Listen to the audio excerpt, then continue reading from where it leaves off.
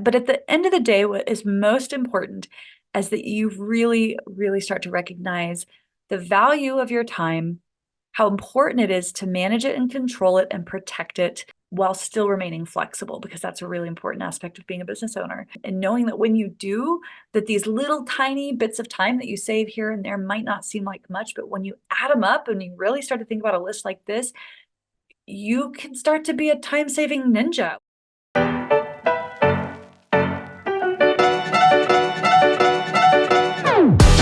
Welcome to the Designer's Oasis podcast. I'm your host, Kate Bendewald. If you're tired of one-size-fits-all advice to running your interior design business, you're in the right place. Join me each week as we dive into topics to help you run a thriving interior design business without the hustle. We'll talk about the business of design, but also mindset and mental health, because I know when you thrive, so will your life and business. It wasn't that long ago that I stepped away from my corporate interior design job to build my own design business so that I could realize my own creative dreams, have more time with the people I love, and serve my clients at the highest level while making more money than I ever could have working for someone else. It wasn't always easy, and I made my share of mistakes along the way. Fast forward to today, and I've learned a thing or two. Since then, I've built multiple six-figure interior design businesses on authentic word-of-mouth referrals with many repeat clients. And I want to share it all with you, the ambitious, inspired, and I get it, occasionally overwhelmed interior designer who shares this dream of transforming lives through the art of interior design. You can do this. Thank you for letting me spend part of this day with you. Let's get to it.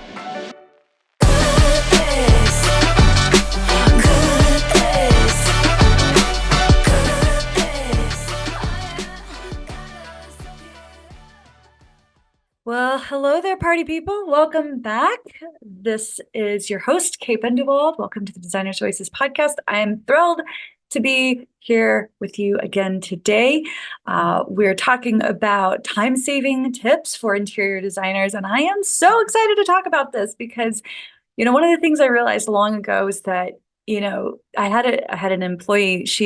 I was trying to get her to use hotkeys, so shortcuts for SketchUp, and she was like, "That saves like a half a second." And I'm like, "Yeah, but a half a second here and a half a second there and a minute there." When you start thinking about all the different ways that we utilize time-saving standards in our business, time-saving strategies, it adds up. And we all know that time is money. Doesn't matter how you charge, time is money, and it is valuable. You can always make more time. You can't make more money. So we're going to get into these strategies because I am certain I've got 20 of them for you today. I am certain that there's got to be at least a few of these on here that are going to be new to you. Hopefully, some of these you're already doing in your business, but I really do feel like this is a strong list of things that are going to help you. Specifically, I've narrowed it down to 3 categories. The first one is sourcing and designing, right? I'm an interior designer, so I know that the process of designing, we often underestimate how long things take, especially when it comes to the sourcing part of our work. And so if I can help you shave off some time during that sourcing phase, that's going to mean you earn more money. So we're going to get into that. But we're also going to look at things like email management and just some general time management tips. So we're going to get into all of that and more here in a second. Before we do, quick announcement that the doors to the Interior Designer's Business Blueprint are open right now. If you are listening to this episode the day or soon after it goes live, then head over to designersoasis.com/blueprint, where you can learn about our program.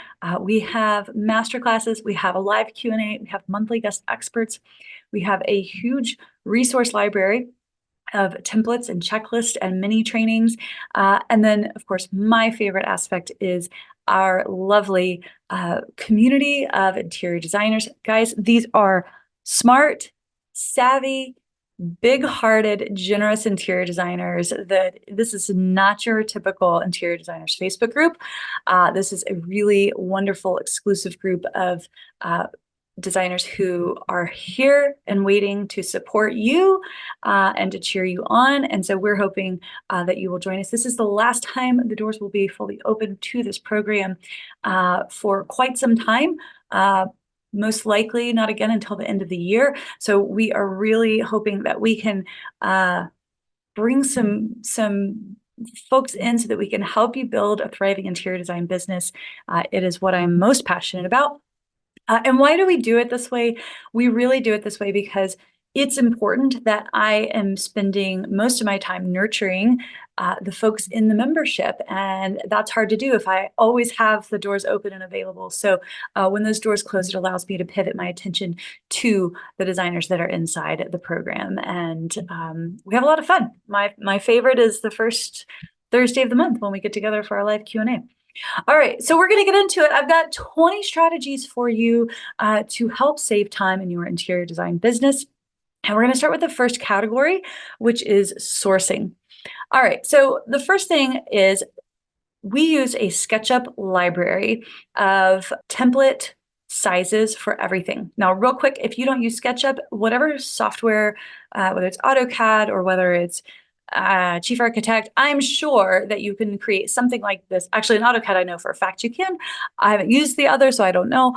But you can create something like this for yourself. But what this is it's one file. It's a single file. And inside it, there are 2D drawings of just about everything you can think of that we might utilize. Furniture, such as standard bed sizes, king, queen, twin, so on. Lighting, cabinetry, appliances, plumbing. What this allows us to do is to very quickly build a concept floor plan for a client. Now, keep in mind, we utilize 2D drawings primarily in SketchUp before we ever move into 3D. So if this was a three-dimensional file, if all of these components in here were 3D, you could use it, but it would be a very, very, very large file, and it may be a little hard to handle. So these are all 2D drawings. Everything is organized. Beds and furniture and lighting and plumbing and appliances are all in their own little areas. And what we do is we can copy and paste those into a client file when we're just starting to build that conceptual floor plan. Quick break for a stream of consciousness thought. The day of this recording, this SketchUp file is not available on our shop yet, but it is something that we're most likely going to add to our shop. We have a big plan to add a whole lot of new resources to our shop later this year.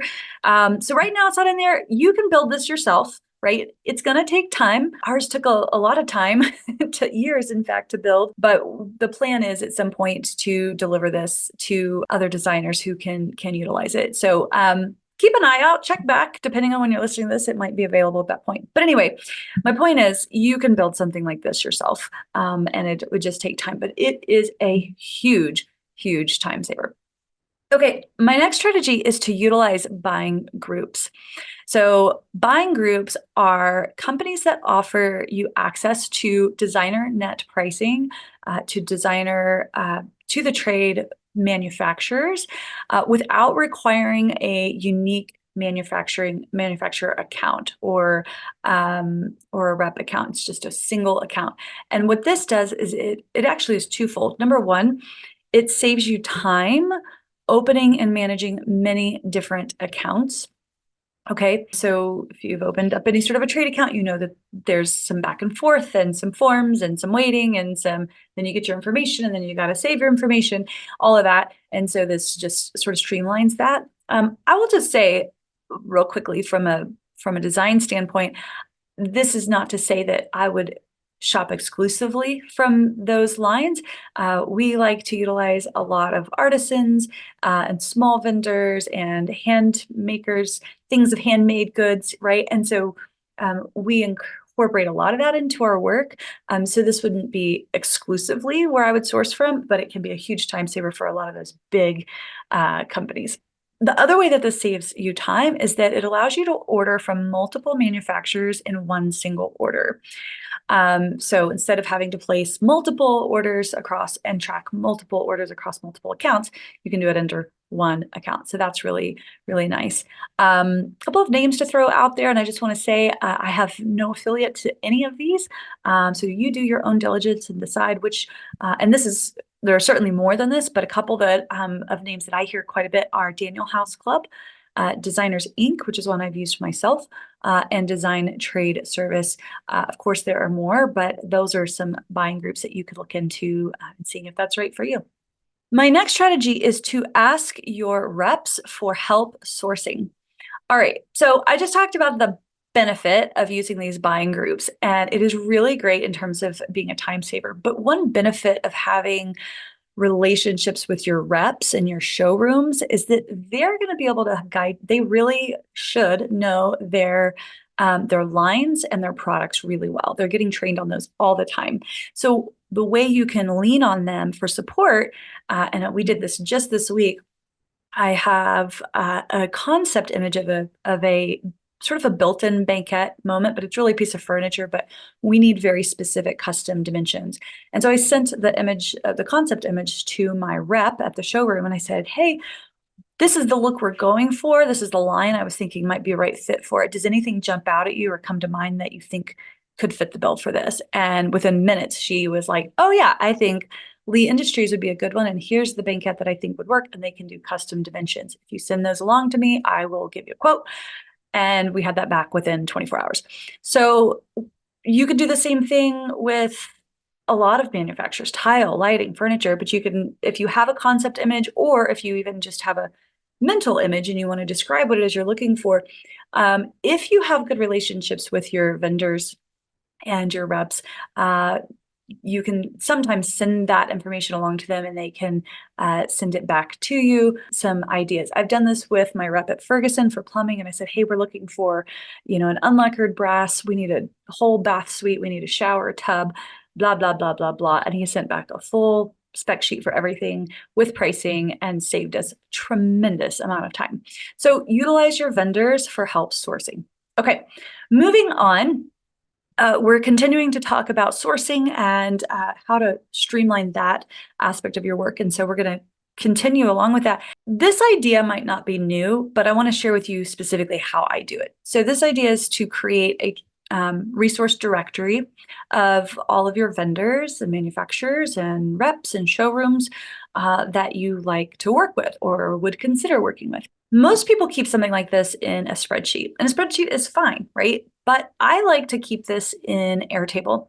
And the reason I like to keep it in Airtable is because it provides you with a lot more functionality in terms of how you can organize and see your lists. So you can create a list where it just shows you your lighting manufacturers or your plumbing or your furnishings and that sort of thing. So I do like to use Airtable for that. And I'm just going to real quickly, while I'm doing this episode, I'm going to open mine and I'm going to mention to you what are all of the things that we keep track of for each of these vendors.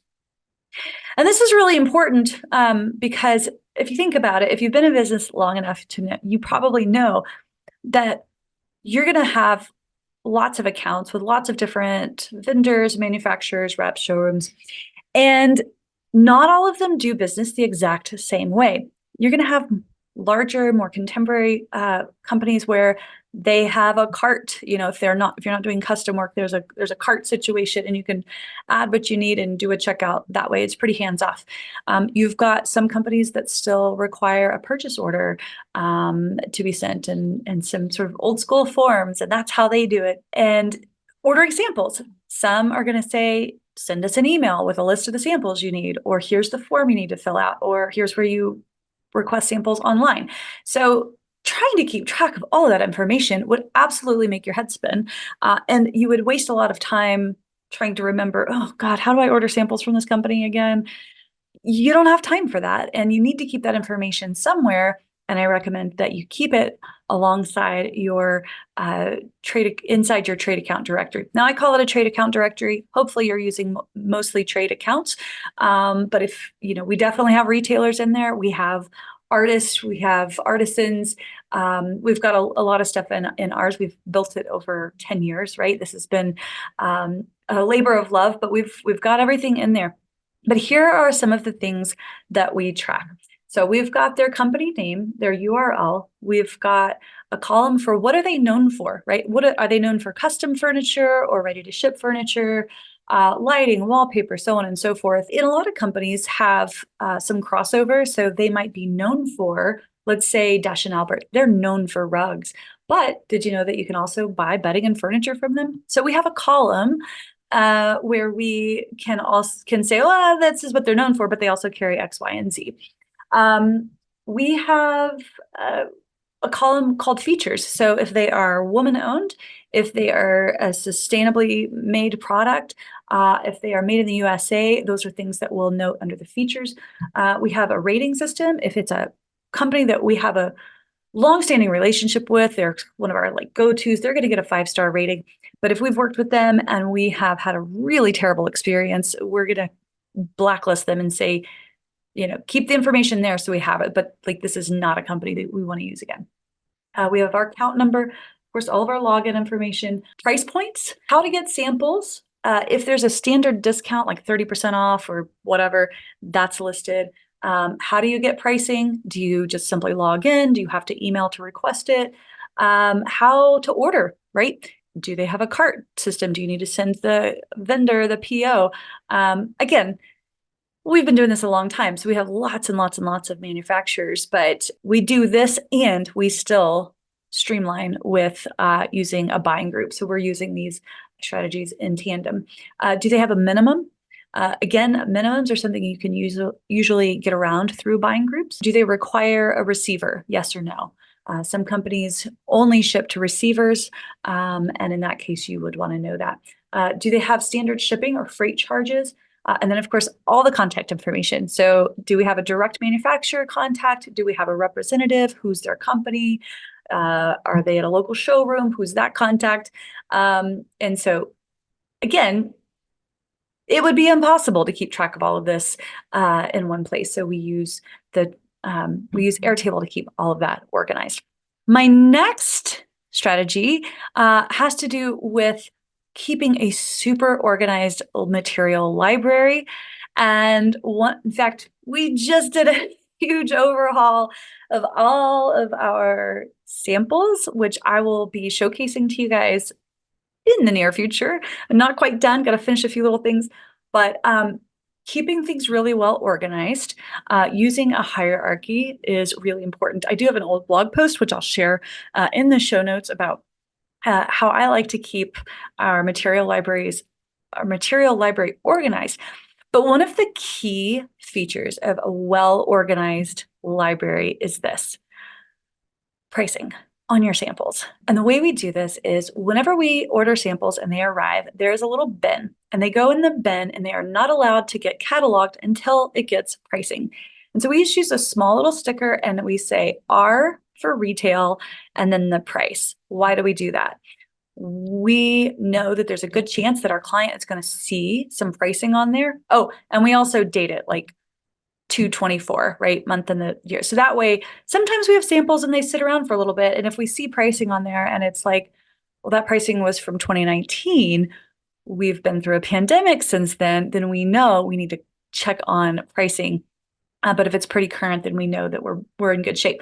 But so we not only put on retail pricing, but we also include a date. We make sure that we put the retail pricing so that if a client sees it, they're seeing the max that they would pay, right? That's honestly not typical, and most people don't know what like R150 means, right? So that's sort of an internal system for us. So the pricing aspect is really, really important. I just want to say this, that it's super important that if you start to do this, that when you are speccing for a client, that if you have committed a material,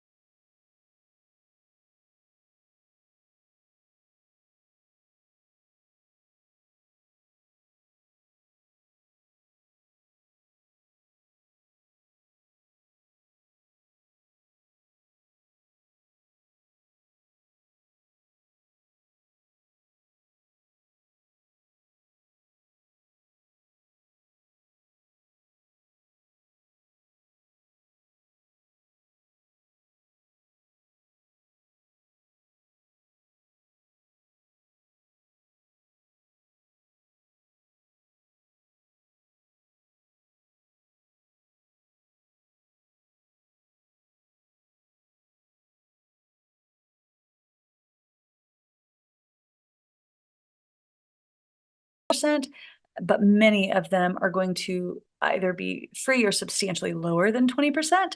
And so it just didn't make sense for us to try to pull all of that. We knew that we could average it. And that, my friend, has saved us lots and lots and lots and lots of time. So develop a standard shipping rate that you use across your whole company. Make sure that you get help with this, either with you need to look at past data. And if you don't have that, work with a bookkeeper and see if you can come up with something that you feel would be good, but just make sure you're going back and checking it because,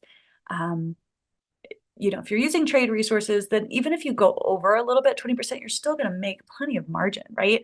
But you want to make sure that you're kind of in that nice, healthy range to just check in on it once in a while.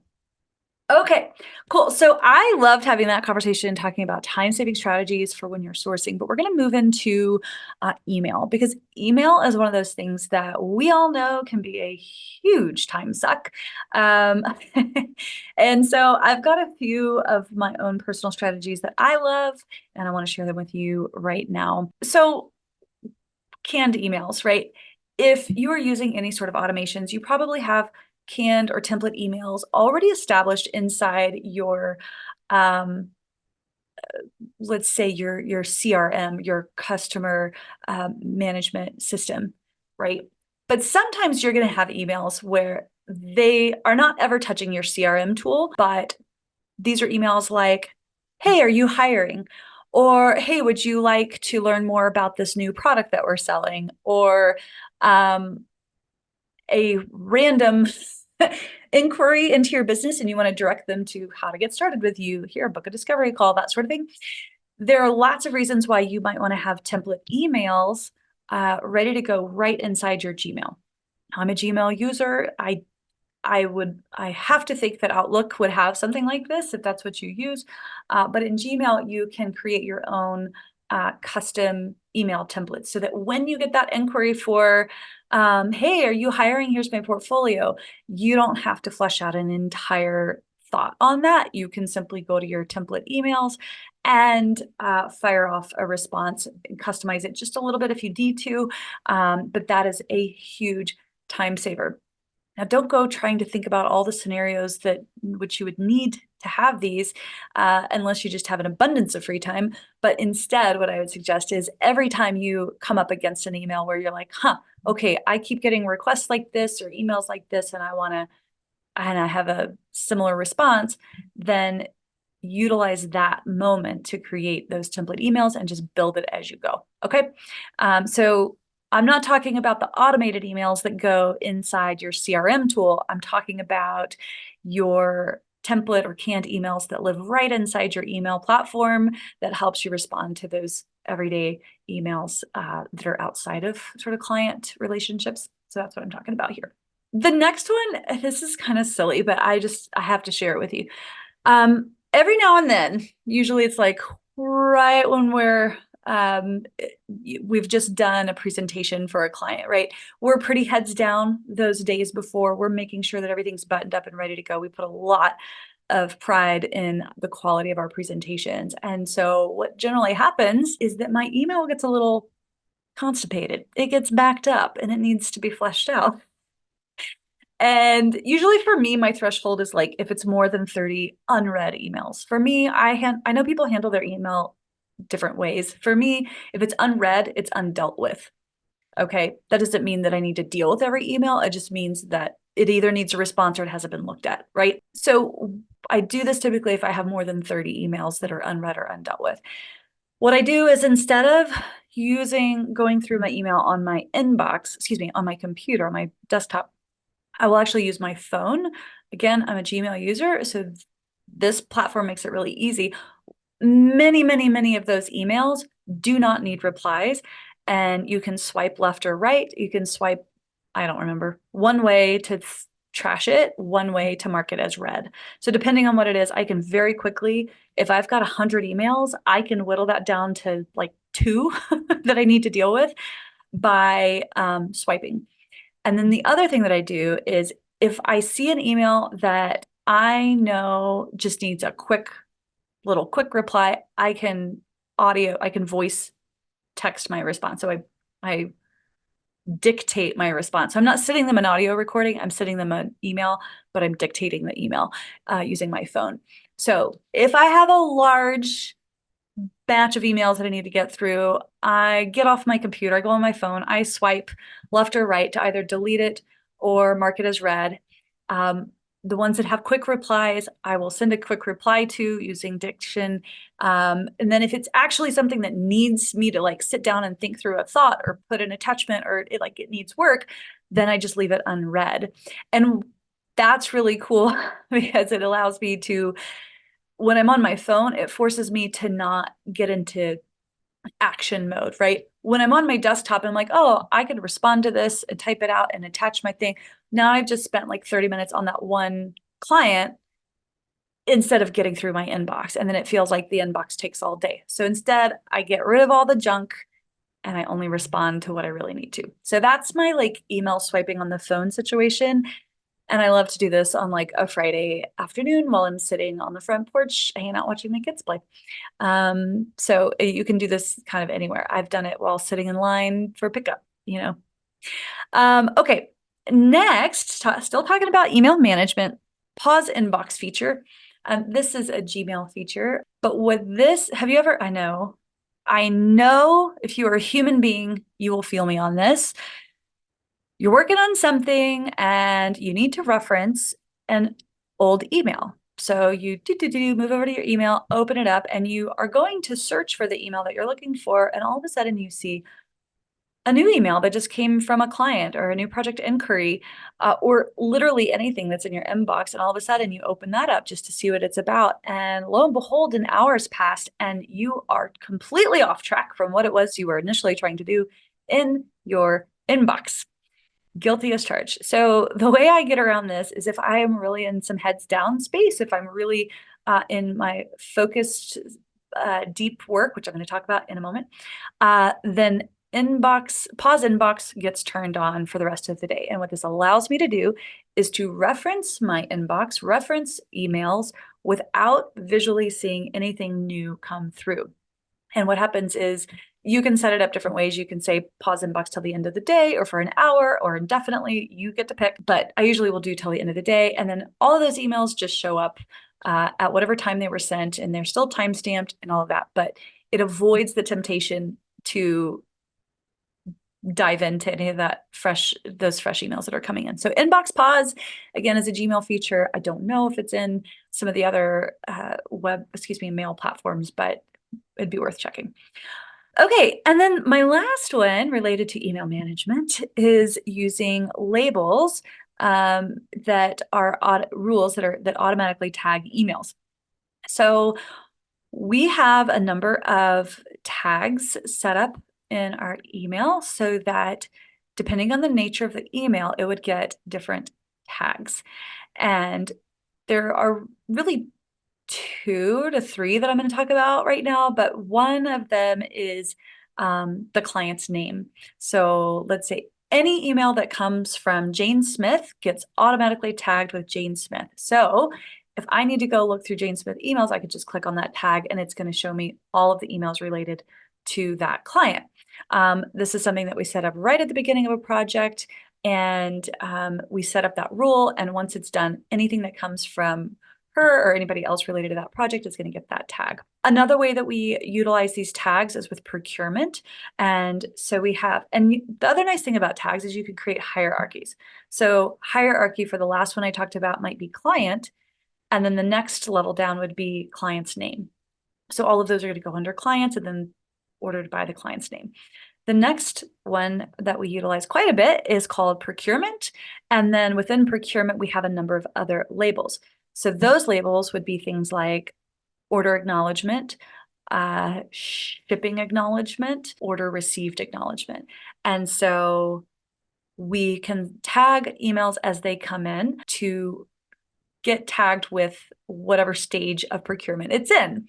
And we can also tag it with the client's name. So we can very quickly filter through and see all of the emails from Ms. Smith's projects, all of the items that we have acknowledgement that they've been received, right? It's just a very easy way to reference your inbox and reference your emails in an organized fashion. So those email tags are super critical to our business. We also use a few more, such as like new client inquiry, that sort of thing. You can sort of develop your own, but those are a few that we use in our business.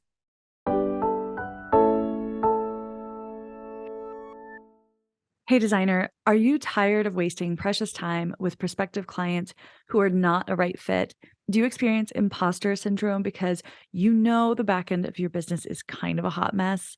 Perhaps you're experiencing growing pains and you don't have the tools, resources, or team to support you. I get it. I've been there. As an ambitious interior design business owner myself, I know the roller coaster ride this can be. Over the years, I've learned a thing or two about running a profitable word of mouth design business, and I want to help you find success too. How would it feel to wake up and face the day knowing exactly what to focus on next, having a roster of enthusiastic clients, including a paid waitlist, and having the space, time, and creative energy to develop projects that you are proud of and are portfolio, if not press worthy? I want to invite you to learn more about the Interior Designer's Business Blueprint, a business coaching program designed exclusively for interior designers who want to serve their clients at the highest level while making good money, but without the burnout and overwhelm. If you're ready to get off the roller coaster, you don't have to do it alone. Join me inside the Interior Designer's Business Blueprint and get the tools, teaching, and community you need to pave the way for an interior design business your clients love and you are proud of. To learn more, grab the link on your audio player or head to designersoasis.com/blueprint. That's designersoasis.com/blueprint.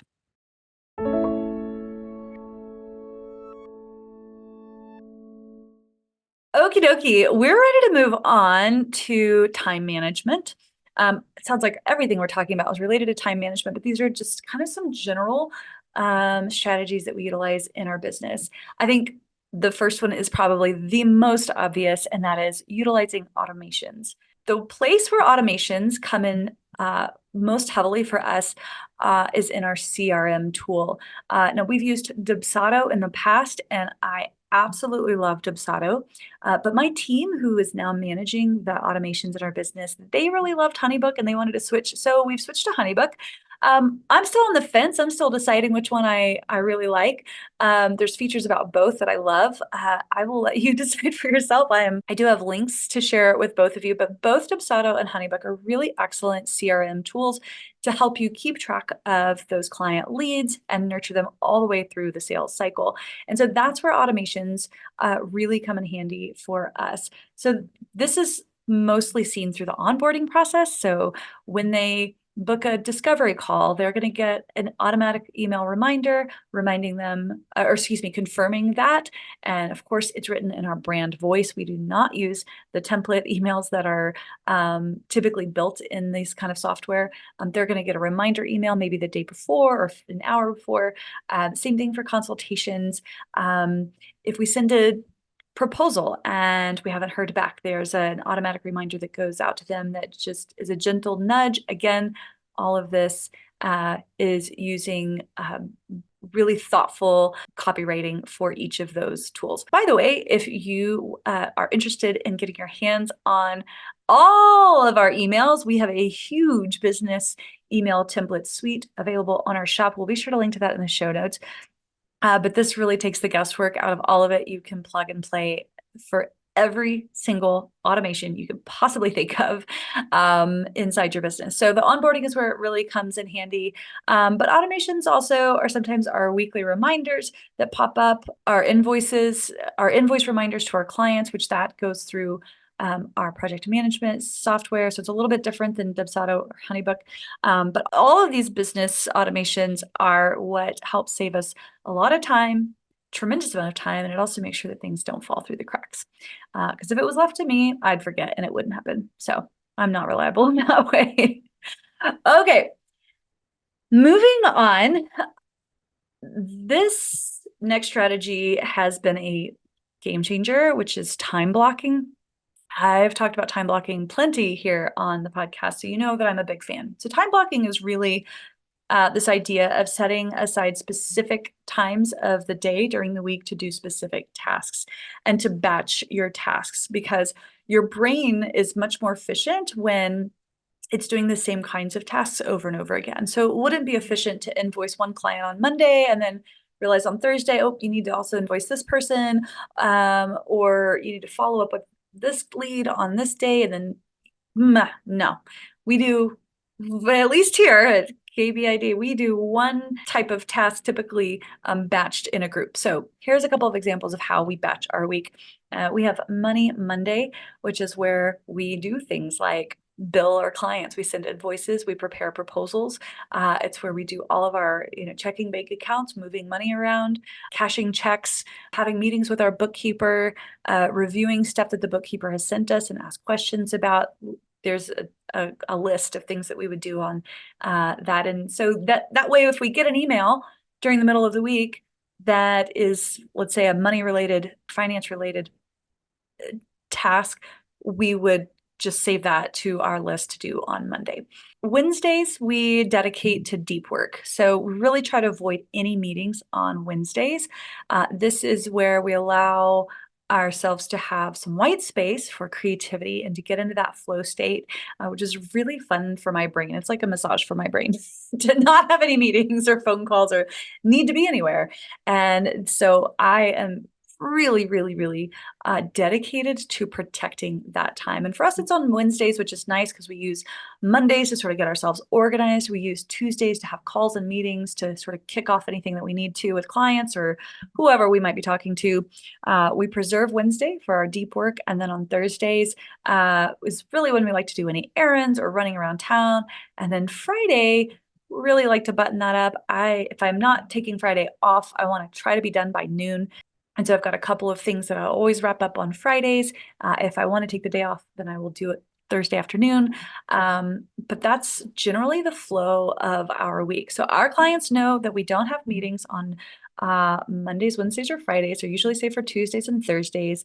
But that said, we have to be a little bit flexible. And from time to time, we can adjust, but very, very rarely. But time blocking is really important because when you batch those tasks, it prevents context switching and it helps your brain work more efficiently, because when you're switching from a creative task to a logical task, it's going to take your brain minutes to sort of sink in and think about what it is you're doing, right? Have you ever had a cold call from somebody like a client and you're in the middle of doing something else and all of a sudden they're asking you questions about something else and your brain's like, what is even going on? What are we even talking about right now? It's because your brain is context switching and it's like backfiring and it just needs a minute to catch up. So when you batch your task, you eliminate that. Okay, so the next one is I use a Google Doc that is tied to a calendar event on my for recurring events. So let me explain. I just mentioned to you that I have Money Monday, which is a couple of hours set aside on Monday afternoons. It's on my calendar as a recurring event on Mondays. And if you go to that calendar event on my Google Calendar and you click on it, you'll see a Google Doc. It's the same Google Doc that lives there forever.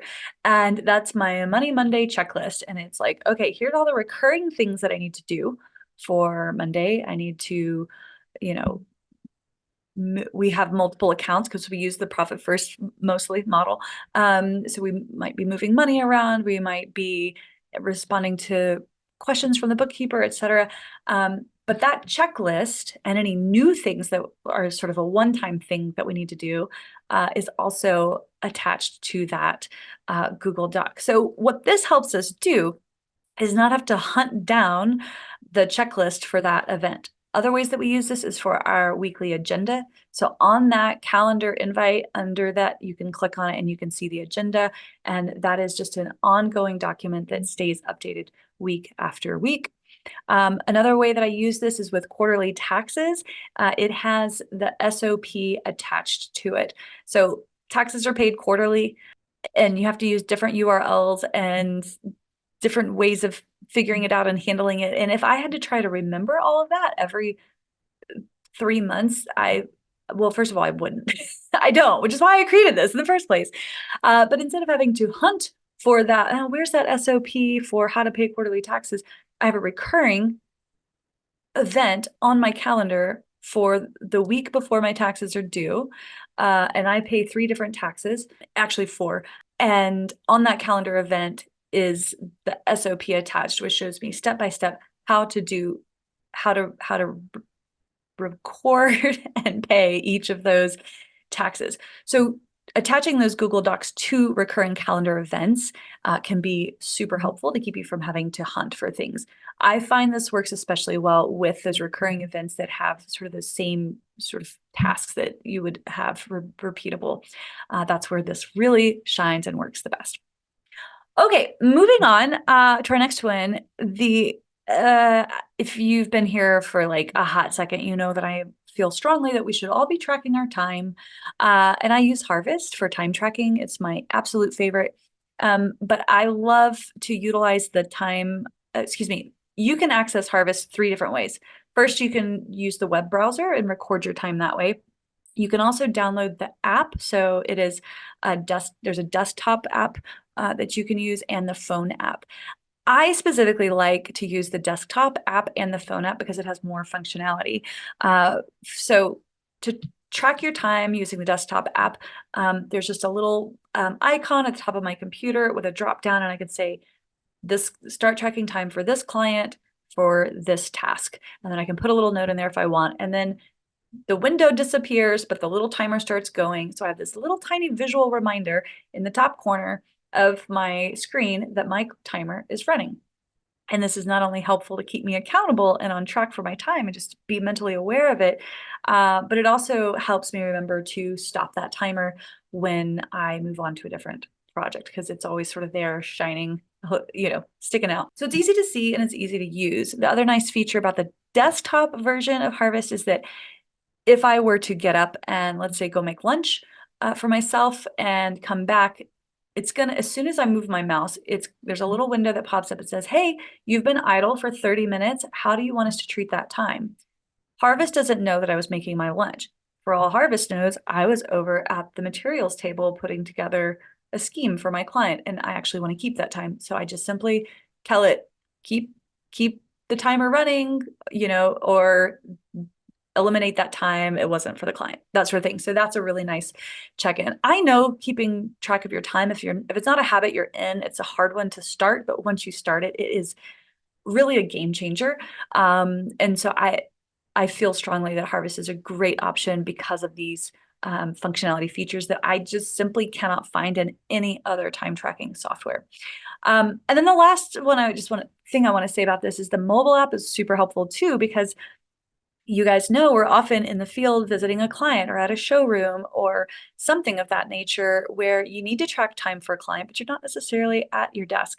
And it's super simple to open your phone app and just say, I was at the showroom for 1 hour for this client on this date, done. You can also track your mileage that way too, so that you're not having to think about this all at the end of the week where you've got brain fog and you're done and you're ready to go enjoy your weekend, right? So if you're doing it in real time, which is the best way to track your time, then Harvest makes it super simple. And I think the desktop version and the app, the phone app, are the best ways to get the most out of it. So hats off to Harvest. I'll make sure to link to that in the show notes. We also have a past podcast episode related to this, which I will be sure to share as well. Okay, so the next strategy we've sort of touched on a minute ago when I talked about time batching, but this is really around protecting time for deep work. And I call it White Space Wednesdays because I love alliteration. What can I say? So protecting time for deep work. What is deep work? Deep work is that dedicated time that is especially important for, I believe, creative work, that allows you to get really deep into the flow of what it is you're working on. If your day is broken up by a meeting in the middle of the day or an errand that you have to run, that is going to dramatically throw off your efficiency and your ability to sort of like sink into the thought processes of design work.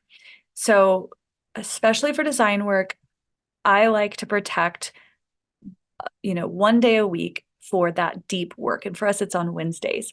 Why Wednesdays? It's because we checked a bunch of boxes on Monday. Tuesdays and Thursdays, we had our meetings and our phone calls. So everybody should be happy for a little bit.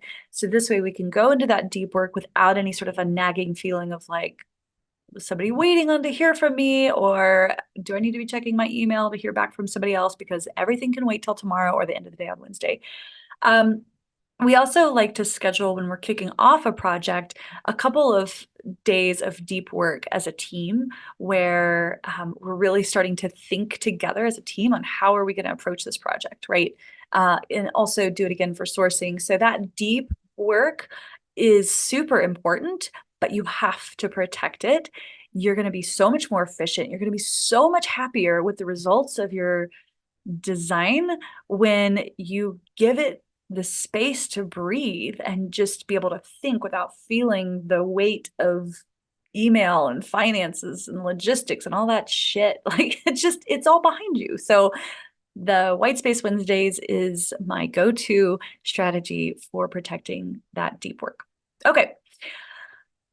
Time timer. So the time timer, you might think it's redundant to Harvest, but the time timer is this little desktop timer. If you're watching on YouTube, you can see we've got this little timer here. Whoops, and it's a visual timer.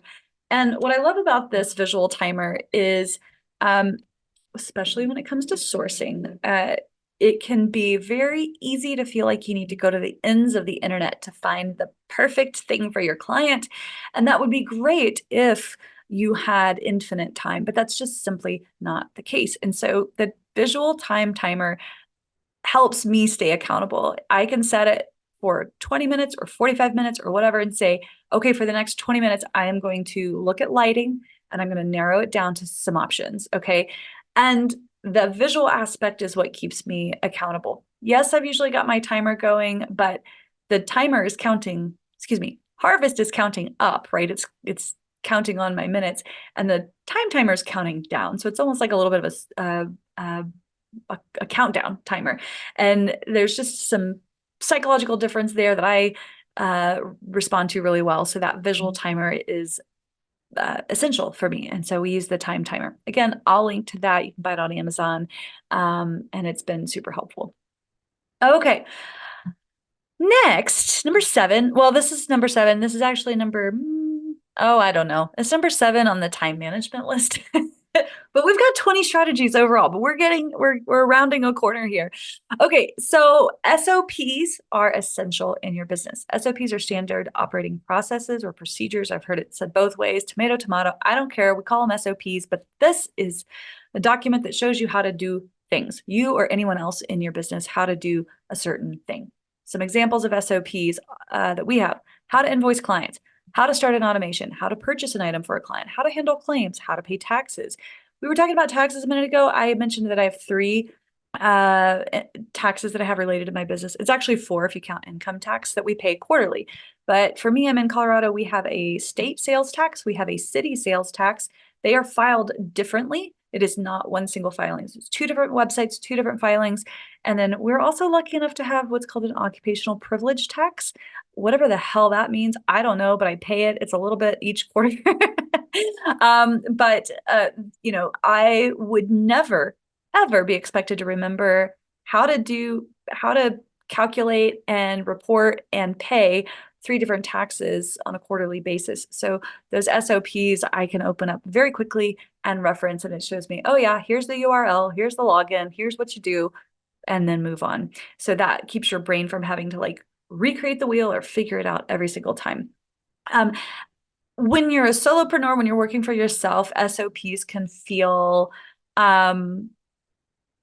unnecessary, but I, use them for myself all the time, so that I don't have to have brain damage trying to remember how to do something, a repeatable task.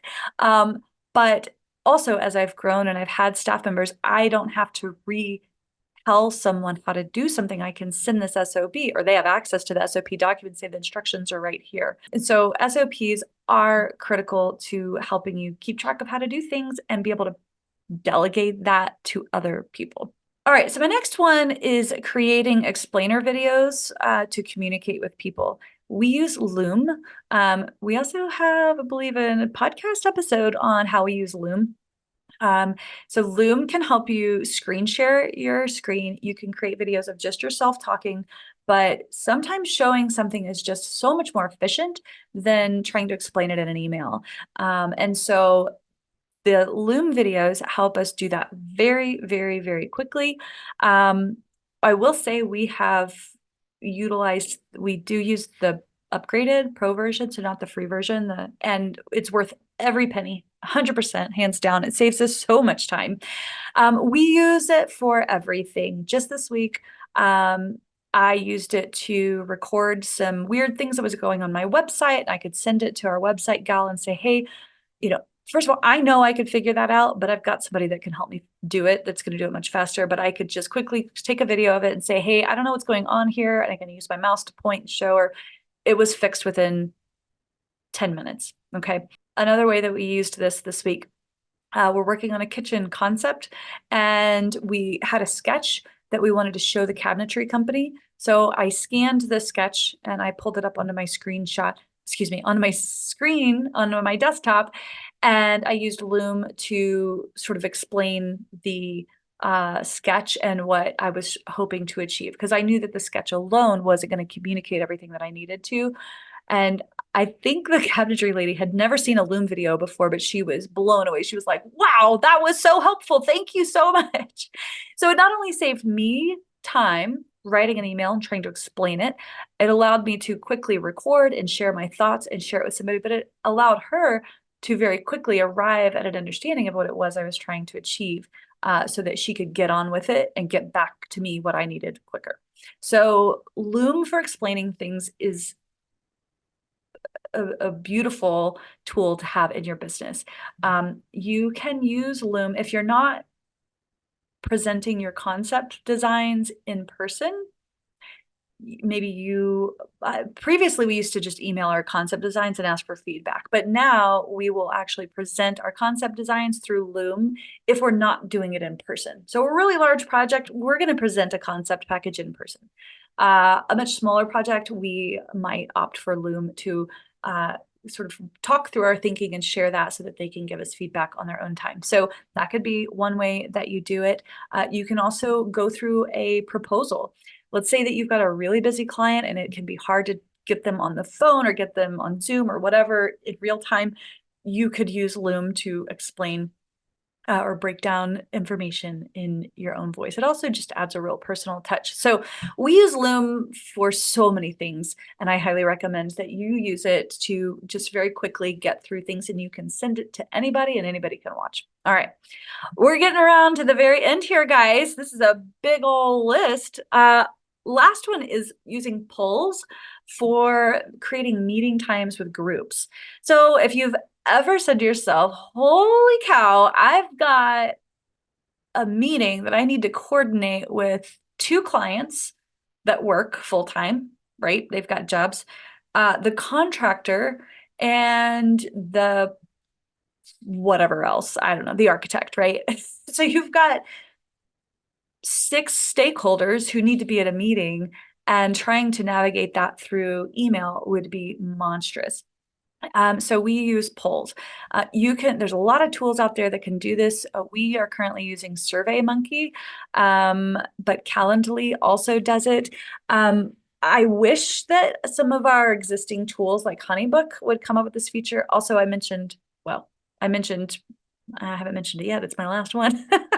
But anyway, you can come up with, you can figure out which tool you want to use for this. But if you've got to get a meeting on the books with multiple people, creating a poll is a much faster way to get buy-in from everybody, so you don't have to go back and forth. So SurveyMonkey is an easy way for us to do that. People can pick all of the times that would work for them, and we pick the one that has the most availability for everyone. All right, and last but not least on our list, we have a feature for Gmail that's called Boomerang. I've talked about Boomerang before. It has a lot of really cool features, but also when it comes to scheduling, scheduling can be complicated. It could require a lot of back and forth. So the polls that I was just talking about, I would put in a couple of date options into a poll and send that to them. And then once I got it back, I would create a calendar event and send it to them and invite them. It's kind of a double step, but I don't have to use that all the time. Just when I have to coordinate lots of people. But sometimes if I'm just trying to meet with one person and I need an ad hoc meeting, Boomerang offers a feature called Suggest Times. And this Suggest Times feature is really nice for this reason. Yes, I have Honeybook where I can have a 30-minute meeting or 60-minute meeting template that I have set up, and I could send them that link, right? And I sometimes will. But sometimes, because I am really particular about protecting things like my white space and like maybe this day I'm picking up my kids, but maybe tomorrow I'm not. It doesn't matter. I know that Honeybook can connect to my calendar and read it, and I can create rules. And so do all of the other scheduling softwares. But what's different about this is you can specifically pick a few specific times. Because I like to keep my availability tight. If I send them my link, which again, sometimes is appropriate, and I'll do this, when I send them my link to schedule a 60-minute call with me, that means that if I have availability that day, they can pick any 60-minute slot that whole day. And yes, that's nice, but if I don't want them to have access to my whole day, I will send them a few specific spots. Maybe I want to have that meeting right at the top of the day so that I can move into my deep work. Then I can send them the Suggest Times, and it puts it right into the email, and I can pick whether I want it to be a phone call or Zoom. And they pick the time that works best for them, and it automatically puts it on both of our calendars. That's the key part that I love so much. It's done, and I don't have to have a conversation about it anymore. So this is the Boomerang feature for email. It's Boomerang for Gmail. I do think that they have an Android, not Android. Whatever the other email software is. I don't know. I just clearly am a Gmail user. Outlook, that's the one. I think they have it for Outlook too. So if you're an Outlook user, you can use it. But the other cool thing about Boomerang, which would actually be number 21 on the list, it has other features such as remind me later about this email or send this email later. And those features are also really nice. And the free version gives you a limited number of times you can use it within a month before it resets, which I find to be ample, but you certainly could opt for their paid version as well. So Boomerang for Gmail and Android or Outlook or whatever it's called. Highly, highly, highly recommend. It gives you just a little bit more control over your calendar so that you can protect whatever time you need to protect in your day. Are you guys feeling like this was a lot? Because it truly was a lot. Keep in mind, all of our show notes are detailed. So if you want to reference this and you want to come back to it, just know that we've got that available for you, along with all of our links and suggestions to anything that I might have mentioned here today. But at the end of the day, what is most important is that you really, really start to recognize the value of your time, how important it is to manage it and control it and protect it while still remaining flexible, because that's a really important aspect of being a business owner. And knowing that when you do, that these little tiny bits of time that you save here and there might not seem like much, but when you add them up and you really start to think about a list like this, you can start to be a time-saving ninja, which I don't know, maybe I'm there, maybe I'm not. But I hope that you found some highlights here that are going to help you save more time and be more efficient. And hopefully you'll go do something fun with that free time, go get an ice cream or something. I don't know. All right, that's all for now. I love you guys. I'll talk to you real soon. Bye for now. Hey friend, thank you so much for letting me spend a part of this day with you. I'm so passionate about helping designers like you, and I believe in a rising tide, that when one of us does well, we all do better. So if you share this attitude of abundance with me, I want you to do just one little thing. Please share this episode with someone you think might love it. And if you're feeling extra generous today, go ahead and take just 30 seconds to open your podcast app and leave us a 5-star rating and review. It's free for you to do, and it helps me to be able to keep making more episodes and resources for you. However you choose to help, please know I appreciate you so very much. Thank you, my friend. Have a wonderful rest of your day. I'll see you soon.